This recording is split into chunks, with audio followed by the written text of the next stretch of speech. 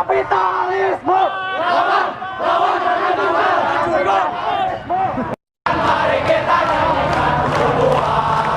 berambisi mengadopsi bagaikan amunisi, menjadikan uang sebagai asupan nutrisi. Ditemani mampu mengendalikan situasi, mengubah narasi agar bisa ejakulasi, mengumbar jati diri mulutmu bagaikan sampah, dikari janji-janji dan juga sumpah serapan. Rakyat kecil menolak dan berkuasa menjaga, yang berjanji susah yang besar lagi tersebar.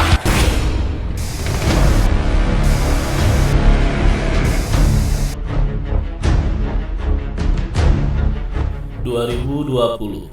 Setelah menjadi kontroversi yang berkepanjangan, RUU Omnibus Law akhirnya mendapatkan keputusan yang cukup menyakitkan bagi sebagian besar masyarakat, khususnya para pekerja atau buruh. Keputusan itu adalah pergantian status RUU menjadi UU. Pengesahan Undang-Undang Omnibus Law dinilai banyak pihak sangat memberatkan para pekerja atau buruh. Di hari pengesahan tersebut, tepatnya tanggal 5 Oktober hari Senin 2020, masyarakat beramai-ramai membuat petisi untuk penolakan Omnibus Law. Khususnya para serikat buruh dan berbagai penjuru kota melakukan aksi mogok kerja dan berdemo langsung di lapangan. Namun memang disayangkan, momen ini lagi-lagi dimanfaatkan oleh buzzer untuk menggiring opini dan membuat fakta palsu atau dilebih-lebihkan. Padahal tanpa harus dilebih-lebihkan, jelas Undang-Undang Omnibus Law ini terlalu memberatkan para pekerja atau buruh. Mari kita lebih terbuka untuk mengetahui apa itu Omnibus Law. Sebelumnya selain Indonesia, metode Omnibus Law ini sudah diterapkan di beberapa negara, di antaranya adalah Irlandia, Filipina, Kanada, Turki, Selandia Baru, dan lain-lain. Istilah Omnibus Law pertama kali muncul dalam pidato pertama Joko Widodo setelah dilantik sebagai Presiden RI untuk kedua kalinya. Dalam pidatonya, Jokowi menyinggung sebuah konsep hukum perundang-undangan yang disebut dengan Omnibus Law. Saat itu, Jokowi mengungkapkan rencananya mengajak DPR untuk membahas dua undang-undang yang akan menjadi Omnibus Law. Pertama, Undang-Undang Cipta Lapangan Kerja dan Undang-Undang Pemberdayaan UMKM. Jokowi menyebutkan masing-masing undang-undang tersebut akan menjadi Omnibus Law, yaitu satu undang-undang yang sekaligus merevisi beberapa atau bahkan puluhan undang-undang. Omnibus Law sendiri adalah merupakan sebuah undang-undang yang dibuat untuk menyasar isu besar yang ada di suatu negara. Undang-undang ini dimaksudkan untuk merampingkan regulasi dari segi jumlah dan menyederhanakan peraturan agar lebih tepat sasaran. Secara keseluruhan, ada 11 klaster yang menjadi pembahasan dalam Omnibus Law RUU Cipta Kerja. Apa aja itu? 1. Penyederhanaan perizinan tanah, persyaratan investasi, ketenaga kerjaan, kemudahan dan perlindungan UMKM, kemudahan berusaha, dukungan riset dan inovasi, administrasi pemerintahan, pengenaan sanksi, pengendalian lahan, kemudahan proyek pemerintah, dan kawasan ekonomi khusus. Undang-Undang Cipta Kerja yang baru saja disahkan terdiri atas 15 bab dan 174 pasal. Lalu apa saja pasal-pasal kontroversial dari isi Omnibus Law ini yang dinilai merugikan para buruh atau pekerja? Mari kita akan bahas satu persatu. Pertama, pasal 59 tentang kontrak tanpa batas. Sistem perjanjian kerja waktu tertentu atau PKWT atau juga kontrak kerja yang sebelumnya terdapat dalam Undang-Undang Ketenagakerjaan kini telah dihapus. Sisi negatifnya, buruh atau pekerja bisa diberhentikan sewaktu-waktu tanpa adanya acuan perjanjian masa kerja dan hilangnya keistimewaan buruh atau pekerja yang berstatus karyawan tetap. Jika sebelumnya pengusaha enggan memberhentikan karyawan tetap, apalagi karyawan tetap yang sudah lama dan berumur karena nilai pesangon yang besar. Karena hal ini, pengusaha bisa secara bebas memberhentikan buruh tersebut tanpa pesangon. Alhasil, mungkin para buruh akan bekerja di usia maksimal rentan 30-35 tahun saja, atau mungkin juga di bawah 30 tahun. Kedua, pasal 79 tentang hari libur. Pasal ini jelas sangat merugikan buruh dan pekerja. Ada beberapa hari libur yang sudah diatur sebelumnya dan kini telah dipangkas. Apa saja? Sebelumnya ada 2 hari libur dalam 1 minggu dan sekarang telah dihapuskan menjadi 1 hari libur dalam 1 minggu saja. Tentu ini berdampak pada kesehatan buruh dan jam lembur. Rata-rata perusahaan melakukan penerapan Sabtu Minggu sebagai hari libur. Kini jika buruh masuk atau bekerja di hari Sabtu, maka buruh tersebut tidak akan mendapatkan upah overtime atau jam lemburan. Kemudian, penghapusan cuti 2 bulan untuk buruh yang sudah bekerja selama 6 tahun dan memberikan cuti 12 hari selama 12 bulan bekerja. Dan perihal cuti tahunan, juga cuti panjang akan menjadi kebijakan perusahaan dalam peraturan perusahaan atau perjanjian kerja bersama atau perjanjian internal. Ya, ini akan menjadikan perusahaan semena-mena mengenai hari libur atau jam kerja. Entah ini akan dibahas lebih lanjut di peraturan pemerintah terkait hari libur lain-lain ataupun cuti tahunan, mudah-mudahan ada perubahannya. Lalu ketiga, tentang pengupahan di pasal 88. Jika sebelumnya ada 11 kebijakan terkait pengupahan, kini hanya ada 7 kebijakan. Apa aja itu? Pertama, upah minimum, lalu struktur dan skala upah kerja lembur, upah tidak masuk kerja dan atau tidak melakukan pekerjaan karena alasan tertentu, bentuk dan cara pembayaran upah, hal-hal yang dapat diperhitungkan dengan upah, dan upah sebagai dasar perhitungan atau pembayaran hak dan kewajiban lainnya. Yang paling disoroti adalah tentang UMK, upah minimum kota atau kabupaten akan dihilangkan secara permanen dan akan mengacu pada UMP, upah minimum provinsi saja, dan mengacu pada UMP dengan nilai terkecil. Hal ini dinilai buruh akan merugikan mereka yang sebelumnya mendapatkan UMK pokok yang besar karena tingkat ekonomi dalam kehidupan di setiap kota itu berbeda. Selain itu, upah juga akan mengacu pada upah satuan waktu dan satuan hasil yang mana ini akan mengisyaratkan buruh sebagai pekerja upah harian. Dan ada beberapa upah yang dihapus, diantaranya upah karena menjalankan hak waktu kerjanya, upah pembayaran pesangon, dan upah pembayaran pajak penghasilan. Wah. Keempat, pasal 91 tentang sanksi tidak membayar upah pun dihapuskan. Jika sebelumnya Undang-Undang Ketenagakerjaan menyebutkan bahwa pengusaha tidak boleh memberikan upah di bawah upah minimum yang sudah diatur oleh pemerintah dan disepakati oleh serikat pekerja, maka sekarang ketentuan itu dihapus dan membolehkan pengusaha mengatur upah minimum sesuai kebijakan dan entah bagaimana cara serta sistem pengaturan penetapannya nanti. Ya, jika sanksi tidak membayar upah dihapus seperti ini akan memberatkan karyawan dan akan memenangkan selalu pengusaha yang tamak dan zalim di pengadilan nantinya ya. Kelima, di pasal 169 tentang PHK.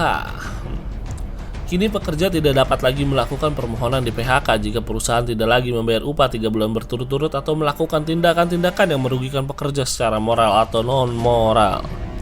Di pasal ini tidak akan ada pesangon atau hak-hak lain yang belum terbayar jika ada PHK terjadi.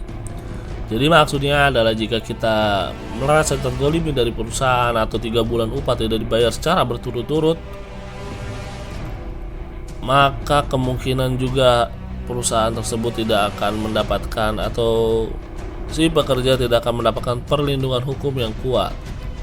Dengan alasan perusahaan bisa mengadakan pilot atau perusahaan bisa memalsukan neraca accounting atau lain-lainnya atau apapun itu sehingga memenangkan perusahaan di mata hukum. Ini akan sangat menyulitkan sekali ya.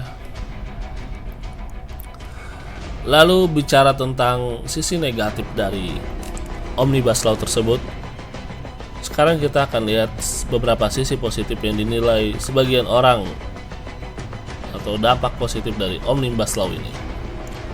Kita akan cek Google. Dari minnews.id, pakar komunikasi politik Iman Soleh MSI pun sependapat. Ia mengatakan draft Omnibus Law ini bertujuan untuk memperbaiki iklim investasi dan kesejahteraan para pekerja, terutama soal sistem pengupahan yang selama ini dianggap kontroversial akan menjadi jelas dalam undang-undang ini, itu menurutnya. Apa yang dia bilang? Para pengusaha akan mendapatkan kepastian dan jaminan dalam mengembangkan usahanya. Sedangkan bagi pekerja, sistem pengupahan yang berubah dari sistem harian menjadi jam kerja justru membawa dampak agar pekerja terkonsentrasi pada pekerjaan dan menghasilkan prestasi kerja yang optimal yang berujung pada produk usaha optimal.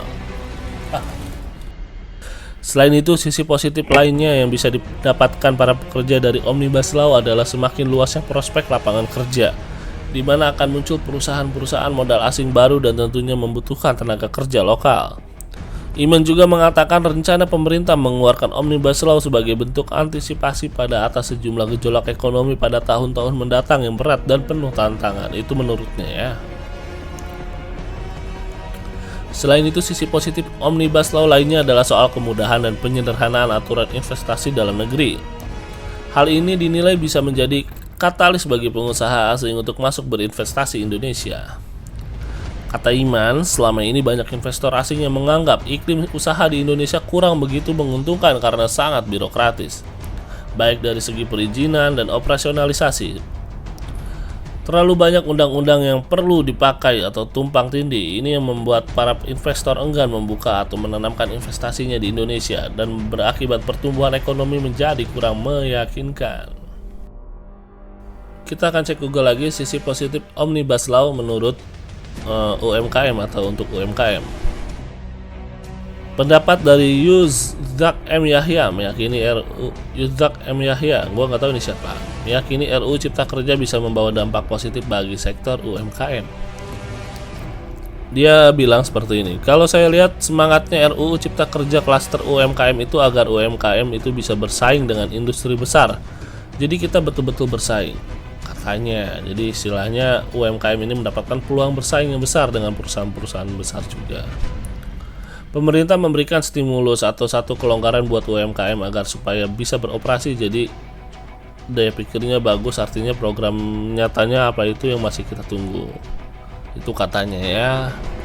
Yusjak menyatakan ada beberapa poin yang dibutuhkan UMKM yang ada di RUU Cipta Kerja. Pertama, memudahkan perizinan lantaran selama ini UMKM mengalami kesulitan dalam pengurusan perizinan. Benarkah itu? Ya, sebenarnya untuk masalah perizinan atau masalah legalitas pemerintahan lain-lain itu selalu kita dipersulit ya. Tidak hanya UMKM, misal KTP saja. Itu yang menjadi poin pentingnya hingga saat ini ya. Ya, jadi UMKM akan diuntungkan di dalam masalah hal perizinan ataupun pengurusan legal hingga pengurusan AMDAL katanya. Seperti itu ya. Jadi itu yang akan merasakan dampak positif dari UMKM. Ya, juga ada masalah permodalan, tentang mudahnya permodalan atau permohonan permodalan dari pemerintah untuk para UMKM di dalam UU Omnibus Law ini. Ya, itu tadi adalah sisi negatif dan juga dampak positif bagi pemerintah dan juga sisi positif bagi UMKM. Jadi mana yang lebih kita prioritaskan? Kalau kita bicara ini lebih menguntungkan pengusaha, nilai angka jumlah pengusaha dibandingkan jumlah pekerja tentu lebih banyak pekerja. Ibaratnya satu pengusaha memiliki 6 pekerja, jadi perbandingannya bisa 1:6, kan? Jadi jelas ini memberatkan para pekerja atau memberatkan sebagian besar masyarakat. 70% lah masyarakat akan diberatkan atas Omnibus Law ini, khususnya para buruh atau tenaga kerja ya.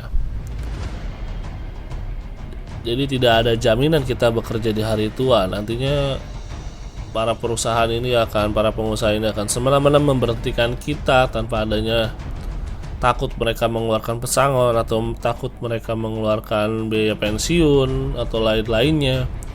Jadi ya para pengusaha ini akan semena-mena memberhentikan kita sewaktu-waktu tanpa kita tahu ataupun tanpa kita mau ya.